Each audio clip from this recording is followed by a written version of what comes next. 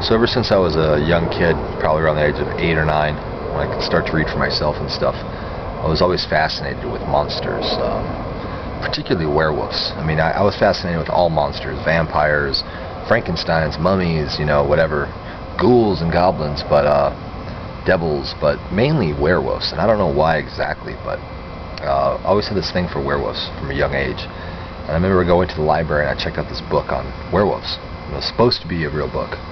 I mean, it was a non-fiction book about lycanthropy and stuff. And I fumbled through it the best I could. I was obsessed with werewolves, man. I wanted to turn myself into a werewolf. And this is what I did. This book said, remember, I was like, 9, 10. This book said, to become a werewolf, you must do 2 things. One, you must sleep in the full moon's light, So I did that.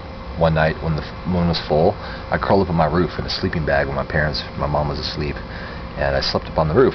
Well, kinda slept up on the roof. It's hard to sleep on a fucking slanted roof. But anyway, I did that, and then the second thing it said is you must drink water out of a wolf's paw print. Okay. Well, I figured, oh fuck, yeah, I've seen wolf's paw prints everywhere.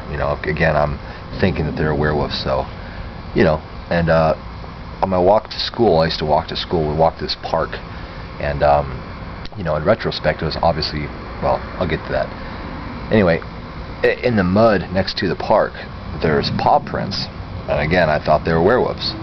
So, but it's Arizona, and it's dry as fuck, and there's never any fucking water in these paw prints. So I took water out of the lake, and I filled up the paw print with water, and I bent down on my hands and knees and lapped it up. Needless to say, it was not a werewolf's paw print or a wolf's paw print. It was a dog's paw print, because later on that day I turned into a golden retriever. No, I didn't. But that was my obsession with werewolves, and to this day I prefer werewolves over vampires. And I like Frankensteins, only because as I got older and my hair started trucking backwards, I got this enormous fucking head, and so I kind of look like Frankenstein. So I like Frankensteins too, but yeah, that's it.